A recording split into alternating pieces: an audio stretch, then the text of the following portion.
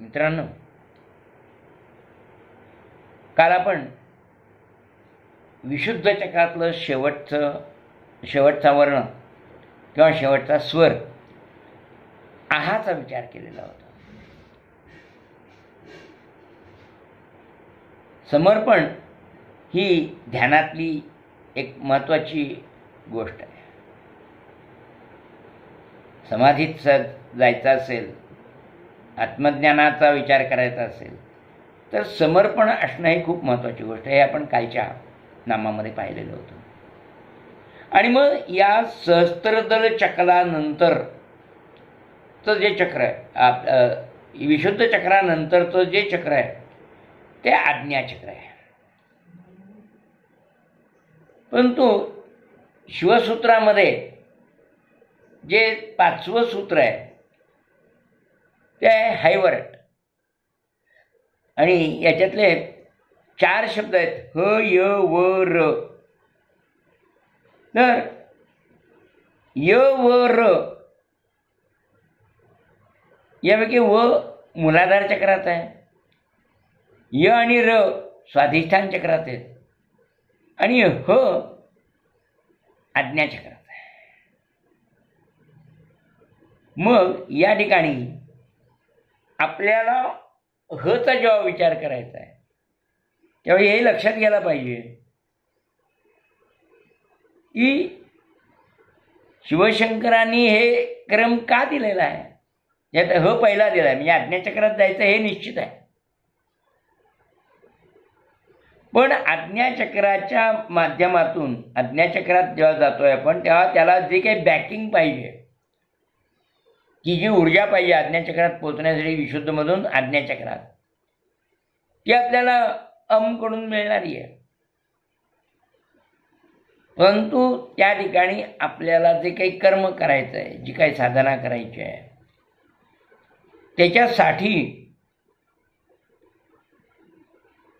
आपल्याला मूलाधाराचा व आणि स्वाधिष्ठान चक्राचे य आणि र, तर अग्नी तत्वच आहे. तर यांचा वापर आपल्याला करायचा आहे. तो कशा पद्धतीने करायचा आहे तर तिथून मुळातच कुंडलिनी जागृतीचा विषय जो सुरू होतो तो मूलाधार चक्रातून होतो आणि मग त्या ठिकाणून ती कुंडलिनी जागृत झाल्यावर ती स्वाधिष्ठानमध्ये येते. मग पुढच्या चक्रांचं भेदन होतं. स्वाधिष्ठानाच्या ठिकाणी तिला स्वची शक्ती प्राप्त होते. मग आम्हाला आज्ञाचक्रातल्या ज्या कर्मामध्ये मूलाधाराची कुंडलिनीची शक्ती पण आवश्यक आहे आणि स्वची शक्ती सुद्धा आवश्यक आहे. पण या दोनही शक्ती येताना त्या विशुद्ध चक्राच्या माध्यमातून व त्या आज्ञाचक्राकडे येतात. मग आज्ञाचक्राकडे येण्याचे 2 मार्ग वेगवेगळे आहेत. त्या मार्गांचा आपण आज्ञाचक्राच्या ह्याच्यात विचार करतो. तो एक पश्चिम मार्ग आहे आणि एक मध्यम मार्ग आहे. काय आहेत ते आपल्या अभ्यासामध्ये येईल. हचं जे वर्णध्यान आहे ते स आणि हच एकत्र आहे. स आणि ह यांची साधना जोडलेली आहे.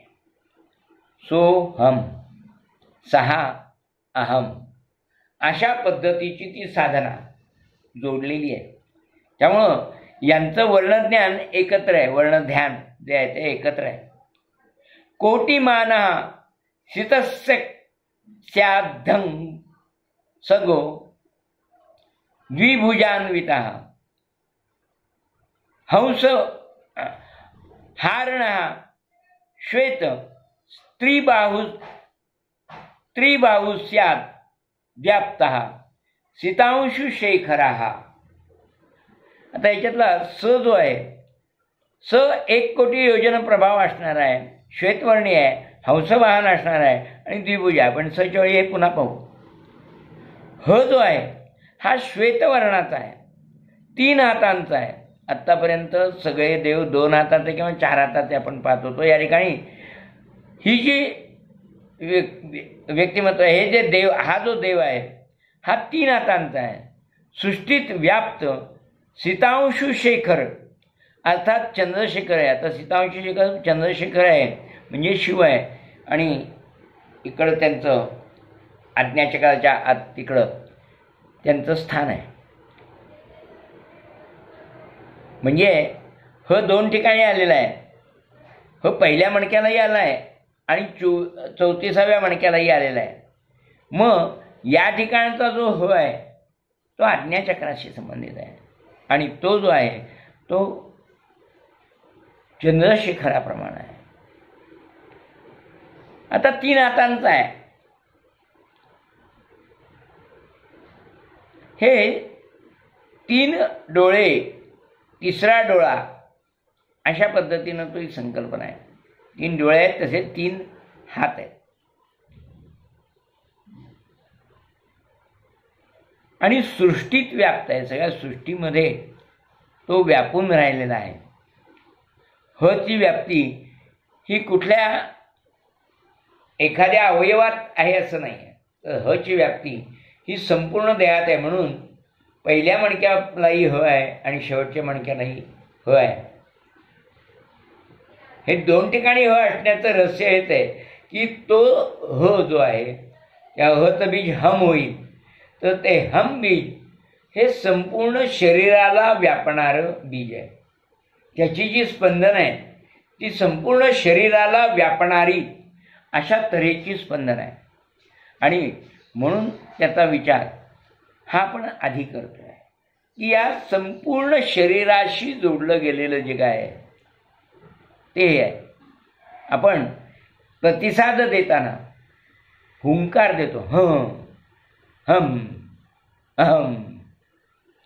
तर हा अहमचा स्वचा हुंकार आहे.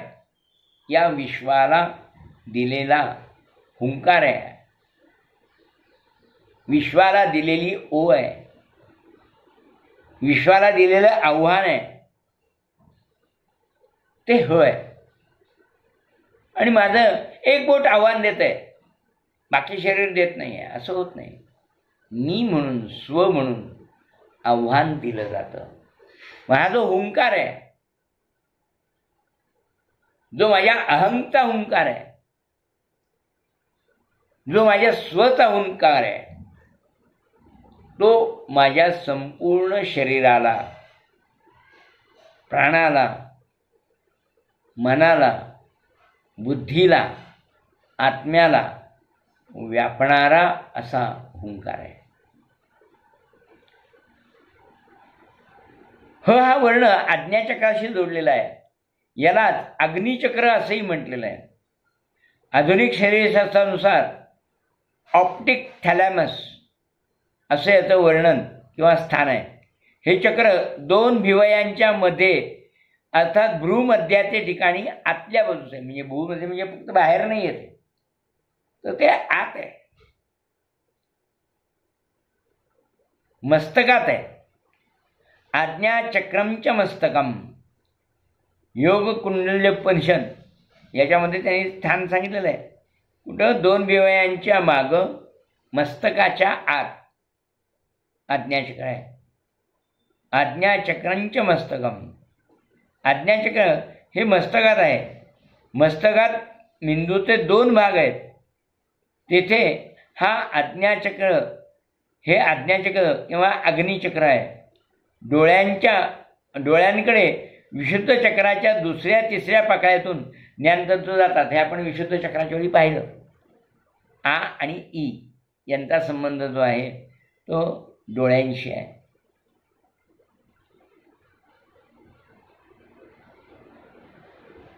डोळ्यांद्वारे येणारे हे ज्ञानतंतू मोठे असून त्यांना ऑप्टिक नर्व्ज असं म्हणतात.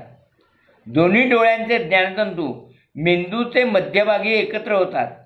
तेथे ते एकमेकात मिसळून विरुद्ध बाजूकडे जातात. काही सरळ मेंदूत जातात. या भागास आपण ऑप्टिक चिॲझम असं म्हणतात. डोळ्याच्या बाह्य भागातले डोळ्यासमोरचे वस्तूचे प्रतिबिंब डोळ्यातील ज्ञानतंतूंच्या पडद्यावर म्हणजे रेटिनावर पडते.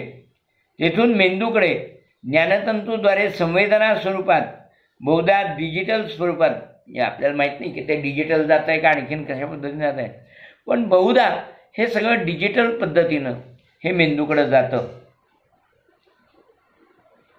ते मेंदूत जातात व त्या ठिकाणी त्या वस्तूच्या दृश्याचे ज्ञान होते.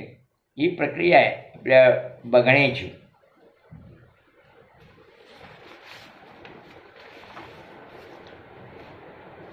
मेंदू ज्या हाडांच्या पोकळीत आहे म्हणजे कवटी आपली, त्याचे 2 भाग आहेत. मेंदूचे 2 भाग आहेत. एकाला डावा मेंदू म्हटलं जातं, एकाला उजवा मेंदू म्हटलं जातं. ते अर्धगोल आहेत. त्यांचा जिथं जॉईंट आहे, जोड आहे, तिथं आज्ञाचक्राचं स्थान आहे. मेंदूत काही पोकळ्या आहेत, त्यांना क्रम आहेत. त्यातल्या दोन्ही अर्धगोलांच्या बरोबर मध्ये जी पोकळी आहे त्याला थर्ड व्हेंट्रिकल असं म्हणतात.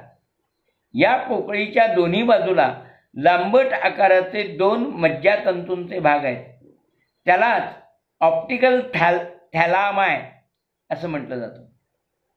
ऑप्टिकल थॅलामाय असं त्याला म्हटलं जातं. हीच आज्ञाचक्राची 2 दले आहेत. ही दोन्ही दले निळसर पाळव्या रंगाची असून मज्जातंतूंनी त्याला ग्रे मॅटर म्हणतात, त्याची बनलेली आहे, मज्जातंतूंची बनलेली आहेत. आणि त्यावर मज्जातंतूंचंच एक पांढरं पातळ आवरण आहे, त्याला व्हाईट मॅटर असं म्हणतात. म्हणजे आतला भाग जो आहे तो ग्रे मॅटरचा आहे आणि बाहेरचा भाग जो आहे तो व्हाईट मॅटरचा आहे. दलाच्या खालील भागास मेंदूला चिकटलेली आहेत. ही दलं खालच्या बाजूनं मेंदूला चिकटलेली आहेत. त्यांच्या बाहेरच्या बाजूस मेंदूतील इंटरनल कॅप्सूल हा महत्त्वाचा भाग आहे. या प्रत्येक दलाचा बाहेरचा भाग म्हणजे अर्धगोलात असलेल्या पोकळीची, लॅटरल व्हेंट्रिकल्सची एक बाजू होते. या दोन्ही दलांच्या काही मज्जातंतूंपासून या दलाचे मध्यावर असलेल्या पिनियल ग्रँड अशा तऱ्हेचा देठ तयार होतो.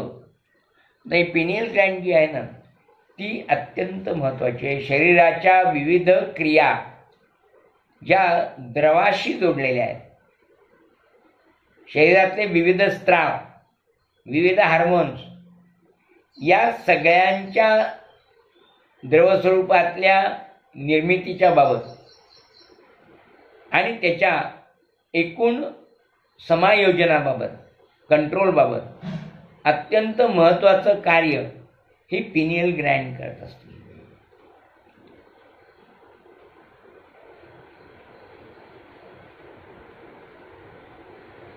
आज्ञाचक्रात अजपा गायत्री मंत्रजपाचा हकार आणि सकार या दोन्ही वर्णांमध्ये ओंकार आहे व तो आत्म्याचा वाचक आहे.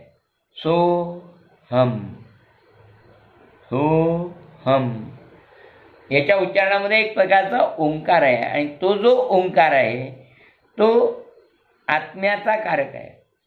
आणि म्हणून आत्म्याचं वास्तव्य कुठं आहे असं जेव्हा विचारलं जातं तेव्हा बाह्य देशातले म्हणजे परदेशातले विचारवंतसुद्धा आणि भारतातले विचारवंतसुद्धा सांगतात की त्याचं जे आवाहन आहे, त्याचं जे स्थान आहे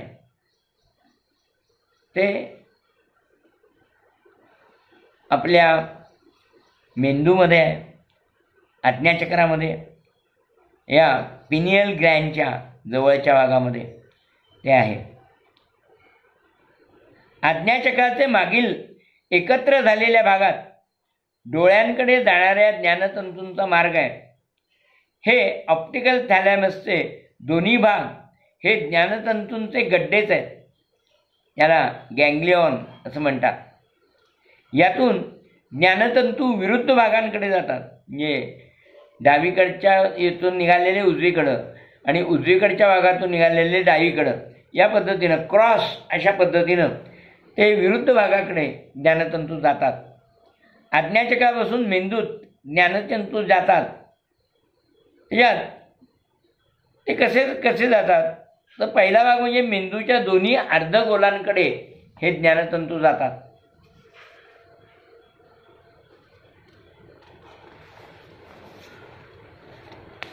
दुसरे जे ज्ञानतंतू आहेत ते डोळ्यांकडे जाणारे आहेत, नेत्राकडे जाणारे आहेत. तिसरे जे आहेत ते मेंदूच्या अगदी पुढच्या आणि अगदी मागच्या भागाकडे जाणारे आहेत. आणि चौथे जे आहे ते मेंदूतील कॉपर स्ट्राएटम या महत्त्वाच्या भागाकडे जातात. शरीराच्या बाह्य भागापासून येणारे संदेश मेंदूतील मुख्य स्थानाकडे केंद्रात सेंटरला जातात. ते आज्ञाचक्राद्वारे. आज्ञाचक्र हे रेल्वेच्या जंक्शनसारखे आहे. शरीराचे बाह्य भागातले संदेश इथं एकत्र होतात, त्यांचे वर्गीकरण होते आणि मग मेंदूतील त्या भागाच्या कडं ते संदेश वर्गीकरण झाल्यानंतर पाठवले जातात. आज्ञाचक्रावर ताबा मिळाला की शरीरातल्या सर्व व्यवहारांवर ताबा मिळवणे शक्य आहे. एकाग्रता प्राप्त करणे, मनोलय करणे शक्य आहे. जेव्हा मनाप्रमाणे प्राणाचा लय साधतो तेव्हा स्वस्वरूपाचे ज्ञान होते. हे मनोलय आणि प्राणलय हे जेव्हा साध्य होतं त्यावेळी स्वस्वरूपाचं ज्ञान हे होतं, स्वरूपाचं ज्ञान होतं.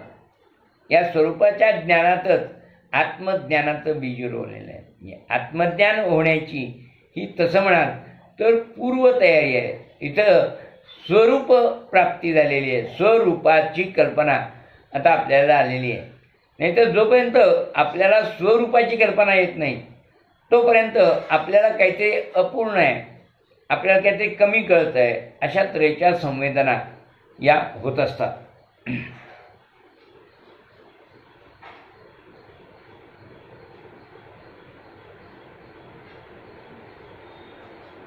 आज्ञाचक्राच्या जवळ थर्ड व्हेंट्रिकलपासून श्रोत्रेंद्रियांकडे जाणारे ज्ञानतंतू थर्ड व्हेंट्रिकलपासून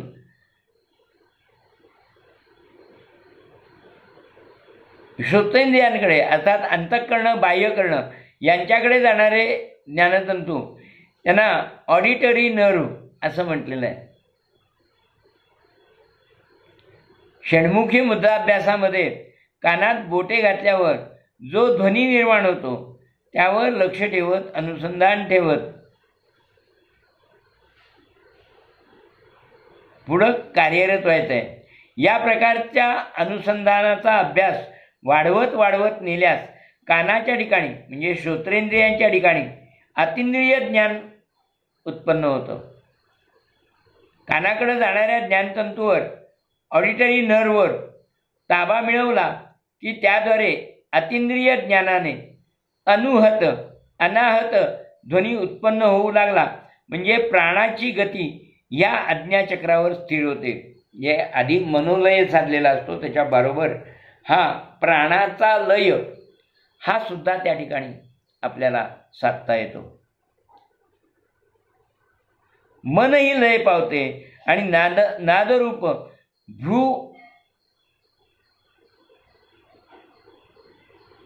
भ्रुवोंमध्ये मनसा मंडलम विदु नादरूपम भ्रुवोंमध्ये मनसा मंडलम विदु असं योग शुकोपनिषद म्हणतं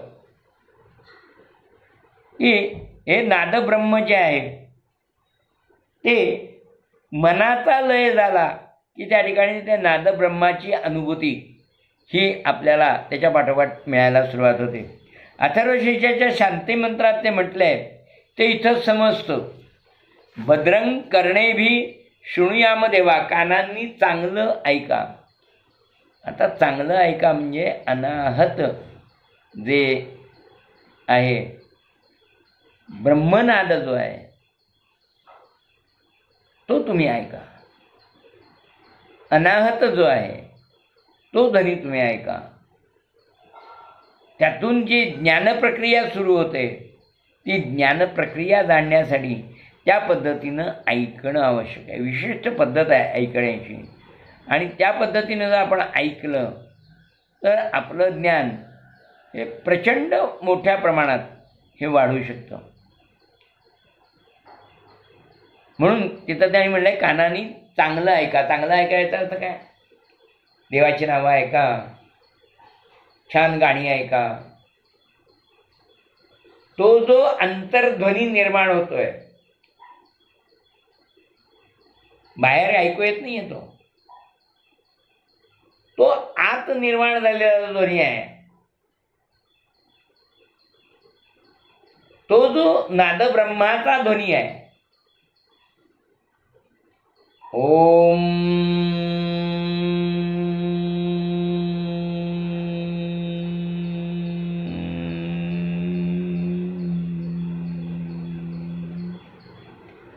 हा जो आत घुमत घुमत घुमत घुमत घुमत घुमत घुमत घुमत आत जाऊन जो आपल्याला एक वेगळ्या ब्रह्माशी जोडणारा, नाद ब्रह्माशी जोडणारा जो ध्वनी आहे, तो ऐकण्याची, तो अतींद्रिय अशा पद्धतीचा ध्वनी ऐकण्याची क्षमता आम्हाला प्राप्त करायची आहे.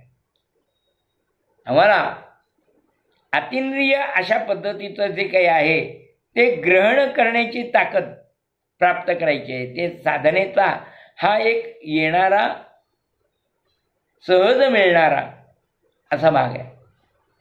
साधना करतोय आम्ही आत्मज्ञानासाठी, पण अंतर्नाद आम्हाला ऐकू येणं, मनाचा लय होणं, या सगळ्या गोष्टी आमच्या बोनस आहेत, जास्तीच्या मिळालेल्या आहेत. मूळ मला अंतर्नाद ऐकायचा आहे म्हणून मी साधना करतोय असं नसतं. मी ब्रह्मज्ञानासाठी साधना करत असतो. ब्रह्माचा, प्रकाशरूप ब्रह्माचा अभ्यास व साक्षात्कारही अनुभवता येतो. या नादब्रह्माच्या बरोबरच या नादब्रह्माचा जेव्हा आपण विचार करत असतो, अभ्यास करत असतो, त्या नादब्रह्माचा सुखानुभव घेत असतो, त्यावेळी प्रकाशरूप ब्रह्माचा पण साक्षात्कार आपल्याला अनुभवता येतो. आपण डोळे जरी मिटलेले असले तरी आपल्याला दिव्य अशा प्रकाशांची अनुभूती ही प्राप्त होते. आपल्याला सांगता येत नाही की तो प्रकाश लाल होता, हिरवा होता, पिवळा होता, लाल, निळा होता, हिरण्यरूप होता का मोत्यासारखा पांढरा होता, हे नाही सांगता येत. कारण ही आपल्या स्वप्नावस्थेत मिळालेली एक देणगी असते. परंतु हे जे प्रकाश आहे हे हिरण्यगर्भाच्या, सुवर्णवर्णाच्या, सोनेरी रंगाच्या जवळचे आहेत. ते अत्यंत दिव्य असे प्रकाश आहेत. आणि त्या दिव्य प्रकाशाचा, प्रकाशरूप ब्रह्माचा साक्षात्कार आपल्याला अनुभवता येतो की पुढं समोर काही नसतं, कुठला पडदा नसतो, कुठला अग्नी पेटलेला आहे असं नाही आहे.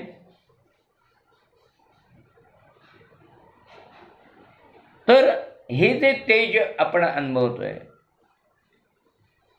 हे जे प्रकाशरूप असं ब्रह्म आपण पाहतोय,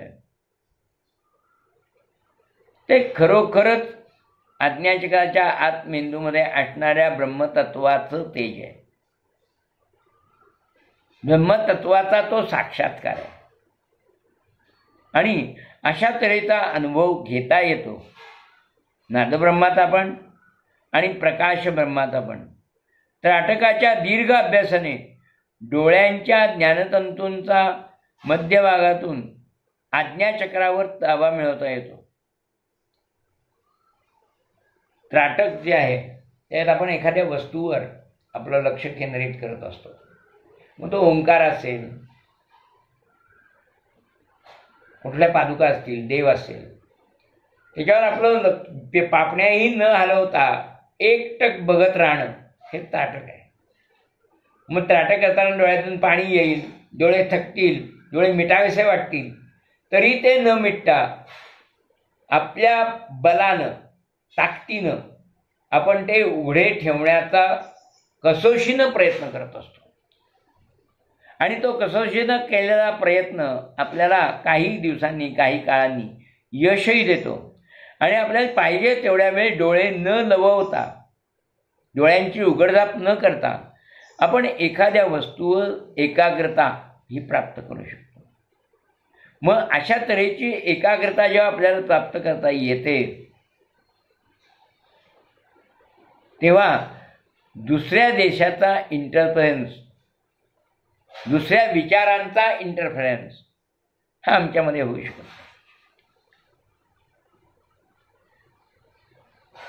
खरे तर डोळे, ताटकाच्या दीर्घ अभ्यासाने डोळ्यांच्या ज्ञानतंतूंच्या माध्यमातून आज्ञाचक्रावर ताबा मिळवता येतो. या ठिकाणी अतींद्रिय ज्ञानाद्वारा प्रकाशरूप ब्रह्माचा साक्षात्कार होतो. आपण प्रकाशरूप पाहिलं, त्याच्या आधी नादब्रह्म पाहिलं. खरं तर डोळे आणि कान यांच्याकडे विशुद्ध चक्रातून ज्ञानतंतू गेलेले आहेत. त्यामुळे विशुद्ध चक्रावरून आज्ञाचक्रावर येण्याचा मार्ग हा ज्ञानतंतूंच्या मार्गे आहे. योगशास्त्राप्रमाणे आज्ञाचक्राची 2 दले आहेत. भ्रूमध्ये द्विदलन तथा योगचूडामण्युपनिषद. 2 पाकळ्यात हम आणि क्षम ही 2 बीजे आहेत.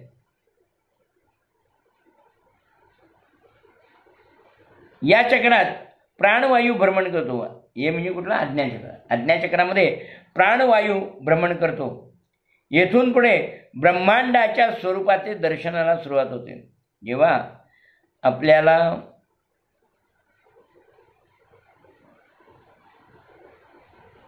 प्रकाशरूप अशा तऱ्हेच्या ब्रह्माचा साक्षात्कार होतो त्यावेळी ब्रह्मांडाच्या दर्शनाला सुरुवात होते. आज्ञाचक्रावर ताबा त्राटकाने साध्य करता येतो. त्राटक हठयोगाशी संलग्न आहे. कोणत्याही वस्तूकडे डोळ्याच्या पापण्या न लवता एकसारखे दीर्घकाळ बघत राहण्याच्या अभ्यासाला त्राटक असे म्हणतात. श्रीकृष्णांनी राजयोगात हाच अभ्यास नासिकाग्र दृष्टीद्वारा सांगितलेला आहे.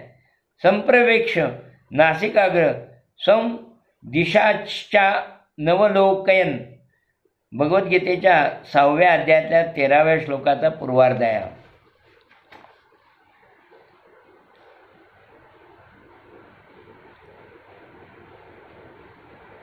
जसं आपण अम आणि आहाचं पाहिलं की याचा अभ्यास बारकाव्यानं करावा लागतो, तसा हचाही अभ्यास जो आहे तो बारकाव्यानं करणं आवश्यक असतं. कारण या ठिकाणी प्रत्यक्ष ज्ञानाला सुरुवात झालेले ब्रह्म, नादब्रह्म, प्रकाशब्रह्म याच्या माध्यमातून आपण खूप जवळ आत्मतत्वाच्या जायला सुरुवात केलेली आहे. आणि त्याच्यासाठी आजचा दिवस पूर्ण करायला पुरेल असा नाही आहे. त्यामुळं मी आता या ठिकाणी थांबतो. ओम सहना भवतु सहनौ भुनक्तु सह वीर्यं करवावहै तेजस्विनावधीतमस्तु मा विद्विषावहै. ओम शांति शांति शांति.